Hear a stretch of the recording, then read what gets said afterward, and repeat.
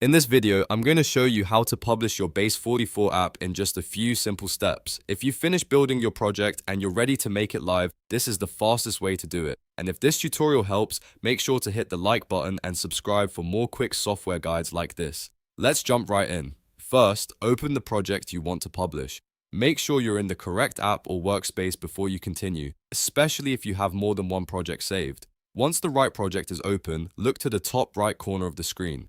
There, you'll see the Publish button. Click Publish to start the publishing process. This is the step that tells Base44 you want to make your app available live. After that, you'll usually see a choice to either publish or republish. If this is your first time publishing the app, choose Publish. If you've already published before and you've made changes since then, choose Republish instead. Then confirm the action and let Base44 complete the process. In just a moment, your app should be published and ready to share. And that's it. You've now learned how to publish your Base44 app. It only takes a couple of clicks once you know where to go, and now you can push your project live whenever you're ready. If this video helped, please give it a like, subscribe for more Base44 tutorials, and I'll see you in the next one.